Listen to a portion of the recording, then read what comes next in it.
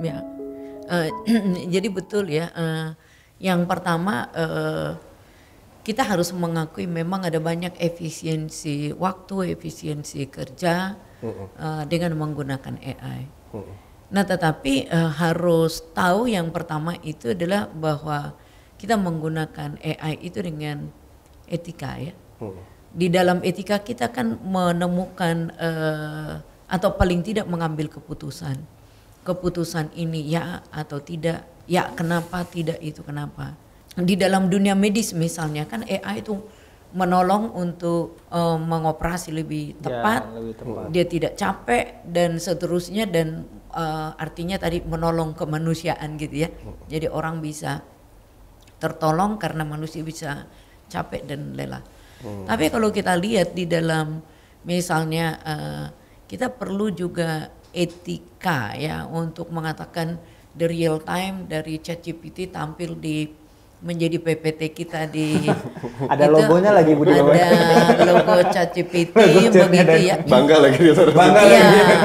jadi satu hal keputusan kita ya jangan jadi malas begitu. Ya, betul. Ini kan cenderung jadi menggampangkan malas. Kita yang harus mengolah juga metadata yang kita peroleh dari AI. Betul dia membantu kita, tapi kita yang harus mengolah data yang ada pada kita itu. Jadi jangan dia yang kontrol kita dan kendalikan kita. Pak Muris, kita juga perlu etika di dalam penggunaan data. Kalau zaman dahulu kan kita selalu kata, oh kasih tahu sumbernya, Ya, betul. dari mana, apakah sumbernya ini Chat GPT. Jadi sekarang di Chat GPT kan sudah langsung link sitasi gitu misalnya. Itu kan kejujuran intelektual. Nah kalau di dalam khotbah-khotbah apakah kita masih menggunakan kejujuran itu sebagai pondasi di mana kita, karena kita kan hamba daripada Tuhan, juru bicara. Jadi juru bicara itu ChatGPT atau kita sebetulnya. Kalau kita dengan apa namanya tanpa kontrol, tanpa verifikasi, tanpa analisis, lalu kita itu tampilkan, nah maka integritas kita sebagai hamba Tuhan yang mesti bergaul dekat dengan firman itu mesti dikembangkan lagi. Artinya tadi data-data algoritma itu oke, silakan. Tapi itu sesuai dengan merenungkan firman siang dan malam sebelum disampaikan apa enggak. Jadi biasanya kan menghidupi firman baru dia sampaikan kepada umat, kepada jemaat. Nah, jangan salah juga keputusan-keputusan etis ini di dalam penggunaan AI kita bisa juga kan misalnya memobilisasi umat. Nah tapi jangan salah satu tantangan terbesar bagi penggunaan AI adalah privasi data daripada individu. Iya. Karena data menjadi data yang sangat terbuka, global, siapapun bisa akses. Sehingga tidak ada lagi ruang yang privasi bagi kita. Semua akun kita bisa bukan saja dihack ya, dia tahu dan apa-apa tahu, bahkan misalnya maafkan saya rekening bank juga tahu, sampai itu kan sekarang bisa dengan mudah. Yeah. Nah jadi pertanggungjawaban etis kita kepada data di dalam artificial intelligence juga itu perlu menjadi panggilan jiwa sebagai orang Kristen juga, bukan hanya kejujuran di dalam menggunakan sumber-sumber. Nah tetapi ketika data itu terbuka di semua wilayah menjadi wilayah publik, nah integritas individual kita itu di mana? Sebab ketika kita melayani di jemaat ada relasi interpersonal dengan umat, kecerdasan sosial di mana kita menggunakan, tetapi bertuhan, memiliki Tuhan, relasi dengan Tuhan itu adalah individual. Ya, jadi bagaimana kita mau membangun relasi individual kita dengan Tuhan? Alat-alat ini membantu kita memperkaya info, ya. Nah tetapi jangan salah, yang memiliki relasi dengan Tuhan itu adalah kita. Jadi apakah seorang misalnya pengkhotbah ketika dia menyampaikan khotbahnya, sermon itu, ini relasi dengan siapa? Relasi dengan artificial atau relasi dengan Roh Kudus? Roh Kudus. Ya kan? Ini kita mesti, nah kalau kita lihat di dalam nabi-nabi ya, mereka memberikan telinga, hati, pikiran, seluruh hidup, pengalaman, sampai mimpinya pun Iya. untuk bisa menerima pesan dari Tuhan agar dia bisa menyampaikannya. Jadi kalau kita menyampaikan pesan dari ChatGPT, satu lagi koneksi yang harus terbangun itu adalah dengan Tuhan. Kalau relasinya dengan Tuhan, oke, kita form dengan itu, bahwa kita dengan pergumulan rohani dan pergumulan batin, saya lebih senang menggunakan kontemplasi kita terhadap teks yang dalam itu tadi. Ketika kita menyampaikan itu kan harus dibawa, itu juga etika kita, keputusan kita. Menggunakan itu dengan oke, canggih sekali, tetapi itu bukan ide kita, itu idenya ChatGPT. Itu bukan hasil perenungan, hasil kontemplasi, hasil perjumpaan kita dengan Tuhan. Berarti kalau disimplifikasi, kacamata etikanya dalam penggunaan AI dalam pelayanan itu ke relasi atau spiritualitasnya.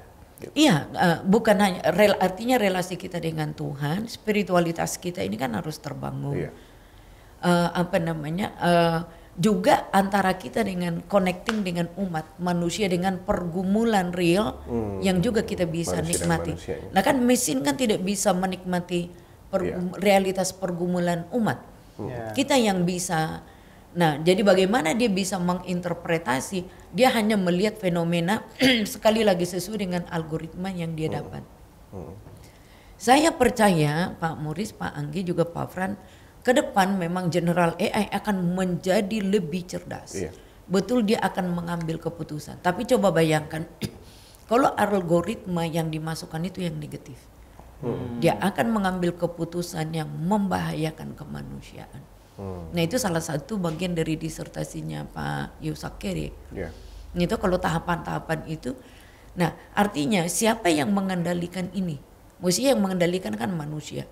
Kalau manusia yang mengendalikan ini dan memasukkan semua algoritma yang negatif, yang destruktif itu tadi, maka keputusan akhirnya pasti destruktif. Betul. Berarti keputusan etis manusia adalah membela apa yang benar, membela kepada kemanusiaan, membela apa yang kita katakan manusia sebagai yang saya belum nemukan dan masih saya renungkan ya. Gimana imago Dei di dalam artificial intelligence. Dia memiliki kayak misalnya di dalam dunia robotik kan dia udah cerdas, dia sensitivitasnya tinggi, dia bisa menjadi security yang sangat baik dan menjawab semua algoritma. Nah tetapi pergumulan etis kita adalah apakah dia adalah imago Dei yang diberikan tubuh, jiwa dan roh yang sama seperti kita. Manusia. Tapi kembali lagi di dalam dunia artificial itu kan dunia komputer, hasil karya dari manusia. Kita ini imago Dei adalah hasil karyanya Tuhan sendiri. Jadi keputusan etis kita bukan saja di dalam khotbah ya, tetapi di dalam keseluruhan realitas artificial intelligence dengan realitas kita sebagai imago Dei-nya Tuhan, yang saya sangat percaya bahwa itu jauh lebih besar, lebih dinamis, lebih kreatif, dan yang memiliki spiritualitas itu adalah kita. Dia bisa mendesain, barangkali menciptakan musik ala Beethoven dengan kecerdasan itu. Tetapi itu akan beda dengan kita mungkin bisa menikmatinya. Nah, tetapi yang jauh lebih penting adalah hasil-hasil karya ini kita nikmati sebagai citranya Tuhan atau tidak. Nah, jadi manusia sebagai ciptaan Allah bukan saja tadi di metadata yang sangat banyak, tetapi menggunakan data ini secara positif itu adalah tanggung jawab etis kita. Jadi manusia harus memiliki tanggung jawab etis, karena kalau salah menggunakan algoritma, coba kasih instruksi yang negatif, dia kan negatif hasilnya. Kalau kita masukkan data-data dan kita meminta dia untuk screening yang positif.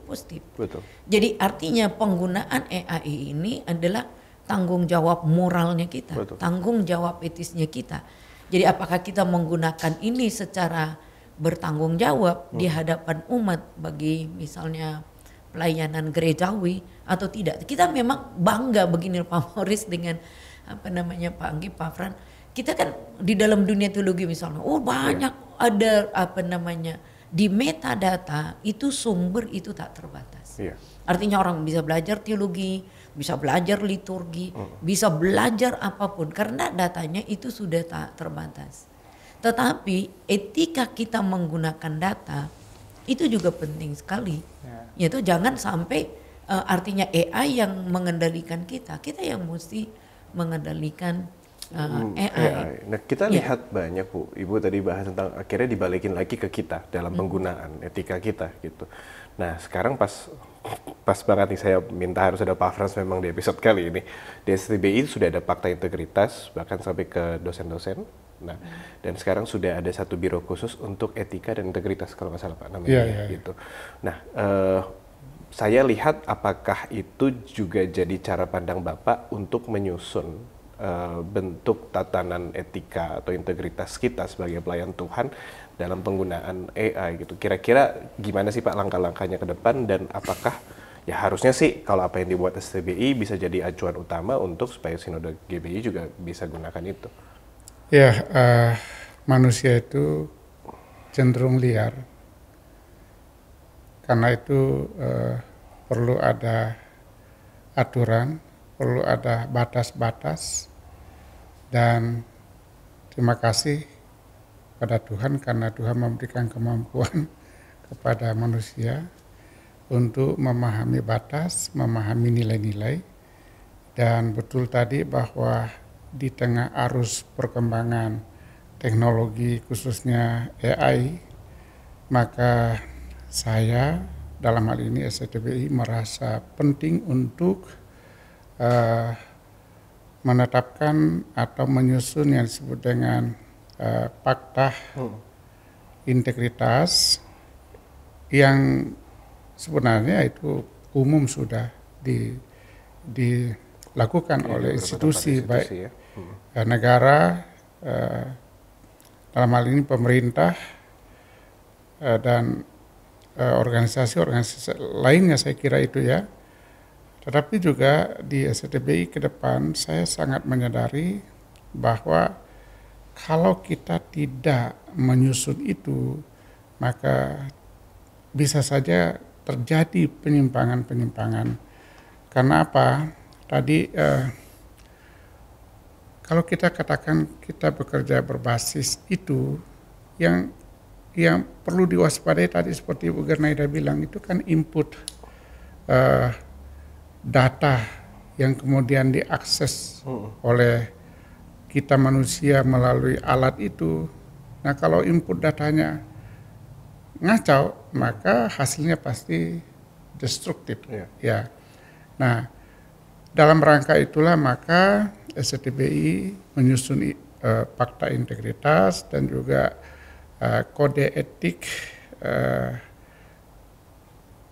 dan kode etik dan dalam berteologi. Ya, dalam berteologi ya saya kira itu penting ya. Kira-kira kalau langkah konkretnya Pak, apakah kita akan bikin batasan gitu Pak terhadap penggunaannya? Atau kalau dulu tadi Bu Gerda sempat ngomong kalau kita citasi ya kita harus sebut penulisnya. Kalau di YouTube sekarang YouTube atau sosial media apa ya saya lupa. Sekarang sudah ada tulis kalau misalnya konten itu dibuat oleh AI pasti harus ditulis this content is generated by artificial intelligence. Nah, tapi kalau di kita gimana Pak? Apakah kita khotbah langsung tulis di posternya? Khotbah akan dibuat oleh internet. Kita mesti jujur. Misalnya salah satu dosen yang suka mendesain cover buku, saya selalu ingatkan, you boleh ambil dari hasil kerja AI, tapi harus diberikan keterangan. Kalau tidak, kita bermasalah. Lalu dosen-dosen kalau nulis buku, nulis jurnal, tidak boleh tidak jujur. Ya, kalau di kita untuk lolos diuji skripsi maksimal ya, similarity-nya itu di bawah 20%. Lebih dari 20% automatically itu tidak bisa kita nyatakan layak untuk diuji, ya. Dan itu kita sudah berlakukan, termasuk jurnal-jurnal yang kita submit di pengelola jurnal. Nggak bisa, karena apa? Sekarang ini teknologi makin maju, kecerdasan buatan itu makin berkembang, dan ya ini yang saya mau katakan, negara diuntungkan, mungkin juga ke depan, dan saya rasa itu semua organisasi diuntungkan. Bayangkan, ya, untuk mengawasi terorisme itu dengan kecerdasan AI sekarang sangat gampang, bisa mengetahui, ya tadi yang Ibu Ger bilang itu, kita punya data-data pribadi itu sudah ada di semua sistem, ya, dan AI bisa membaca, misalnya one day ada tabrakan di mana di tempat yang sangat sepi, dalam waktu yang sesingkat-singkatnya polisi bisa datang. Kenapa? Karena AI sudah membaca dan memberitahu prosesnya seperti apa. Itulah keuntungan yang kita bisa dapatkan dari AI. Tapi kerugian yang lain adalah tadi ketika kita menggunakan untuk hal-hal yang tidak konstruktif. Jadi saya kira dengan SCDBI selalu beradaptasi dengan perkembangan ilmu pengetahuan dan teknologi. Dalam rangka itulah maka kita membentuk yang disebut dengan kita menyusun yang disebut dengan fakta integritas, dan terima kasih dosen-dosen sudah tanda tangan, dan termasuk penerapan etika-etika terkait dengan itu kita akan terapkan ke depan. Betul. Lagi dalam sejarah dua ini nggak boleh lepas. Kalau udah kita nggak percaya Trinitas, kita percaya Dwi, atau kita percaya oneness, dan yang kedua kita nggak percaya Yesus sebagai Tuhan dan manusia yang menyelamatkan, maka kita pantas untuk bergerak. Nah, di GBI ditambahkan kalau kita nggak mengakui pengakuan iman kita katakan perjanjian lama itu dibuang saja. Nanti dosen perjanjian lama Ibu Gernaida mah pengakuan iman jelas toh perjanjian lama dan perjanjian baru, kita katakan udah perjanjian lama dibuang saja, itu udah nggak penting lagi, sekarang kita jemaat perjanjian baru. Maka kita sebetulnya sudah melanggar etika yang jauh lebih tidak beretika daripada soal hanya memberikan sitasi atau memberikan jujur bahwa itu dari ChatGPT. Jadi justru itu kedalaman teologi yang harus kita pegang dan keras di sana, tapi bukan berarti menutup kita untuk kreatif dalam memberikan kajian-kajian yang lain.